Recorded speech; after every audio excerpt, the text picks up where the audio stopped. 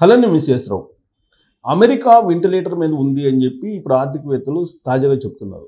కారణం ఏంటంటే దాదాపుగా 46 రోజుల పాటు షట్ డౌన్ కొనసాగింది అమెరికాలో. ఎట్టకేలకు ఆ షట్ డౌన్ని లిఫ్ట్ చేశారు. అది జనవరి వరకు ఉండేలాగా బిల్లు పాస్ అయింది. అటు సెనేట్లో కానీ లేదా ప్రతినిధుల సభలో కానీ రెండిట్లో ఉభయ సభల్లో పాస్ అయింది. ప్రస్తుతానికైతే షట్ డౌన్ నుంచి ఉపశమనం పొందింది అమెరికా. ఈ కారణంగా ఫెడరల్ ఉద్యోగులు ఎవరైతే ఉన్నారో ఆ ఫెడరల్ ఉద్యోగులు ఇప్పటి వరకు కొంతమంది విధులకు దూరంగా ఉన్నారు. విధులకు దూరంగా ఉన్నటువంటి ఫెడరల్ ఉద్యోగులు మళ్ళా చేరి ఆ శాలరీ బకాయిలు అన్నీ తీసుకుంటున్నారు. అయితే ఇప్పుడు షట్ డౌన్ అయితే ప్రస్తుతానికి తాత్కాలిక ఉపశమనం పొంది ఇది జనవరి వరకు మాత్రమే. మళ్ళీ జనవరి నుంచి మళ్ళీ షట్ డౌన్ రాదని గ్యారంటీ ఏముంది అనేటువంటి ఒక ప్రశ్న ఉత్పన్నమవుతుంది. ఎందుకంటే సెనేట్లో కానీ ప్రతినిధుల సభలో కానీ పాస్ అయినటువంటి బిల్లు ప్రకారం జనవరి వరకు మాత్రం ఈ లావాదేవీలు ఆర్థికపరమైన లావాదేవీలు ఇవన్నీ కూడా కొనసాగుతాయి. జనవరి తర్వాత మళ్ళీ షట్ డౌన్ వచ్చింది అనుకోండి, అప్పుడు అత్యంత దుర్భర పరిస్థితుల్లోకి అమెరికా వెళ్ళే ఛాన్సెస్ ఉన్నాయని చెప్పి ఆర్థికవేత్తలు అంచనా వేస్తున్నారు. అలాగే అంతర్జాతీయంగా ఉండేటువంటి విదేశాంగ విధానం మీద పట్టున్నటువంటి వాళ్ళు చెప్తూ ఉన్నటువంటి మాట. సరే, ఇప్పుడైతే తాత్కాలిక ఉపశమనం అయితే లభించింది అమెరికాకి. అలా అని చెప్పి ట్రంప్ ఏమైనా నిర్ణయాలు తీసుకోకుండా ఉంటున్నారంటే మళ్ళా కొన్ని సంచలన నిర్ణయాలు తీసుకుంటున్నారు. వాటిల్లో ఒక వివాదాస్పదమైనటువంటి అంశం ఏంటంటే ఇప్పటి వరకు ఓపీటీ మీద ఉన్నటువంటి విద్యార్థులు 2 years పాటు అక్కడ కోర్స్ అయిపోయిన తర్వాత 2 years లేదా ఎక్స్టెండ్ చేసుకుని 3 years పాటు అక్కడ ఉంటున్నారు. 5 years స్టూడెంట్స్ వీసా ఇస్తున్నారు. ఈ 5 yearsలో 2 years ఎంఎస్ ఏదో ఒక కోర్స్ చేసి మరొక 2 years జాబ్కి వెతుక్కునేదానికి, జాబ్ని అన్వేషించుకునేదానికి ప్రయత్నం చేసుకుంటున్నారు. ఆ సమయంలో ఓపీటీ సమయంలో మీరు పని చేసుకోవచ్చు, అఫీషియల్గానే పని చేసుకోవచ్చు. ఇప్పుడు ప్రతిపాదన ఏంటంటే తాజా ప్రతిపాదన ఒక ప్రతిపాదన తయారు చేసి పెట్టారు. ఈ ప్రతిపాదన ఏంటంటే అమెరికాలో చదువుకోవడానికి ఎవరైనా విదేశీకి సంబంధించిన విద్యార్థులు రావచ్చు, వీసాలు కూడా ఇస్తారు. కానీ ఓపీటీ అనేది అసలు లేకుండా చేయాలి అనేటువంటి ఓపీటీ వెసులుబాటు ఏదైతే ఉందో 2 years 3 years అలా ఉంది కదా, ఆ వెసులుబాటుని లేకుండా చేయాలి, లేదంటే కుదించాలి, 1 year కన్నా కుదించాలి. ఇది ఆప్షన్.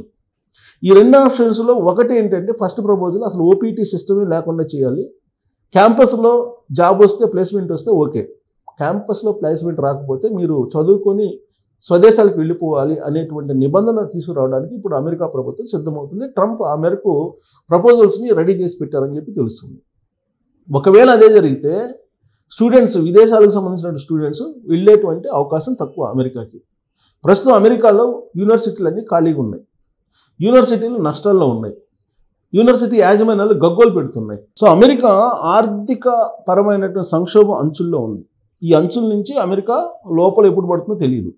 ఒక్కసారి ఈ అంచుల్ని దాటి సంక్షోభంలోకి వెళ్ళిపోయిందంటే ఆ దేశాన్ని ఎవరు లేపేటువంటి పరిస్థితి ఉండకపోవచ్చు అని చెప్పి ఆర్థికవేత్తలు చెప్తున్నటువంటి మాట. ఎందుకు ఆర్థిక సంక్షోభంలోకి వెళ్తుంది అని అంటే వాళ్ళు చెప్తున్న దాని ప్రకారం ప్రస్తుతం షట్ డౌన్ అయితే లిఫ్ట్ చేశారు. లిఫ్ట్ చేసిన తర్వాత ఆర్థిక సంక్షోభం రావడం అనేది కన్ఫాము అని చెప్తున్నారు. ఎందుకంటే 2020లో కూడా ట్రంప్ అమెరికా అధ్యక్షుడిగా ఉన్నప్పుడు ఇలాంటి షట్ డౌన్ వచ్చింది. ఆ షట్ డౌన్ తర్వాత ఆర్థికపరమైనటువంటి ఒడిదుడుకుల్ని ఎదుర్కొంది అమెరికా.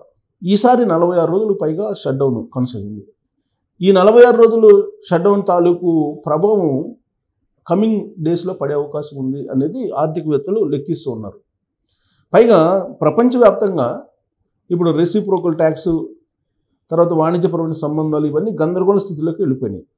ఇలాంటి పరిస్థితుల్లో అంతర్జాతీయంగా మీకు డాలర్ ఇండెక్స్ పడిపోయింది. ఈ డాలర్ ఇండెక్స్ పడిపోవడంతో బంగారం రేటు పెరుగుతుంది. పైగా ఆర్థికపరమైనటువంటి అస్థిరత ఏదైతే ఉందో ప్రపంచవ్యాప్తంగా, ఆ కారణంగా చైనా భారీగా బంగారాన్ని కొనుగోలు చేస్తుంది. ప్రపంచ బ్యాంక్ కూడా బంగారాన్ని కొనుగోలు చేస్తుంది. అంటే అమెరికా డాలర్ మీద నమ్మకం లేదు. జనరల్గా ఇంటర్నేషనల్గా అమెరికా డాలర్ని బేస్ చేసుకొని వాణిజ్యం జరుగుతూ ఉంటుంది. కానీ ఇప్పుడు డాలర్తో కూడినటువంటి వాణిజ్యం తగ్గుతూ ఉంది క్రమంగా. ఆ కారణంగా ఇండెక్స్ పడిపోతుంది, డాలర్ ఇండెక్స్. ఫలితంగా బంగారం రేటు పెరుగుతూ ఉంది. అంటే అమెరికా ఆర్థిక సంక్షోభంలోకి వెళ్ళడానికి ఇవన్నీ కూడా ఇండికేషన్స్. మొత్తం అక్కడికి మ్యాన్ పవర్ పోవట్లేదు, మ్యాన్ పవర్ లేదు, అమెరికా అధ్యక్షుడు తీసుకుంటున్న నిర్ణయాలు సరిగ్గా లేవు, పైగా థర్డ్ వరల్డ్ వరకు రెడీ అవుతున్నట్టు ఆయన స్టేట్మెంట్స్ ఉన్నాయి. ఎందుకంటే ప్రపంచాన్ని 150 సార్లు ధ్వంసం చేయగలను నా దగ్గర ఉన్నటువంటి అణ్వాస్త్రాలతో ఆయన చెప్తున్నాడు. ఇంకోవైపు అమెరికా మీద రష్యా మిజైల్ పెట్టింది, టార్గెట్ మిస్ కాకుండా ఉండేటువంటి మిజైల్ని తయారు చేస్తుంది. చైనా అణ్వస్త్రాలను తయారు చేస్తుంది, పాకిస్తాన్ అణ్వస్త్రాలను తయారు చేస్తుంది. ఏ దేశానికి ఆ దేశం అణ్వస్త్రాలను తయారు చేసుకుంటూ ఉంది. ఇలాంటి పరిస్థితుల్లో అమెరికా మనుగడ అనేది ఒక పెద్ద ప్రశ్నార్థకం. ఇప్పుడు అమెరికా మాట అసలు అమెరికాతో వాణిజ్యం కానీ అమెరికాతో సంబంధాలు కానీ పెట్టుకోవడానికి ఏ దేశం కూడా ఇష్టపడలేదు. పైగా భారతదేశాన్ని ఆయన టార్గెట్ చేశాడు ప్రత్యేకించి. అందుకే భారతదేశం కూడా ఆచితూచి అడుగు వేస్తుంది అమెరికా అధ్యక్షుడు ట్రంప్ తోటి. ఎందుకనంటే ఒకవైపు పాకిస్తాన్ని ప్రొవోక్ చేస్తుంది, పాకిస్తాన్ని ప్రోత్సహిస్తుంది, ప్రొవోక్ కూడా చేస్తుంది. ఇలాంటి పరిస్థితుల్లో పక్కల బల్లో లాంటి పాకిస్తాన్ని ప్రోత్సహిస్తున్నటువంటి అమెరికాని ఎలా నమ్మాలి అనేటువంటి సందిగ్ధత కూడా ఉంది. ఒక ప్రపంచ మార్కెట్, పెద్ద మార్కెట్ భారతదేశంలో ఉంది. అలాంటి మార్కెట్ని అమెరికా కోల్పోయింది. ఈ కారణంగా అమెరికా సంక్షోభంలోకి వెళ్ళేటువంటి అవకాశం ఉంది. ఒకవేళ సంక్షోభంలోకి వెళ్తే మళ్ళీ లేచేటువంటి పరిస్థితి ఉండదు, అమెరికా వెంటిలేటర్ మీద ఉంది అని చెప్పి ఆర్థికవేత్తలు చెప్తున్నారు. మరి షట్డౌన్ తర్వాత ఇప్పుడు వస్తున్నటువంటి పరిస్థితి భయంకరమైనటువంటి పరిస్థితి అమెరికాలో అని చెప్పి ఆర్థికవేత్తలు చెప్తున్న దాన్ని మనం ఎంతవరకు పరిగణలోకి తీసుకోవాలనే దాని మీద మీరు స్క్రోల్ చేయొచ్చు. Thank you.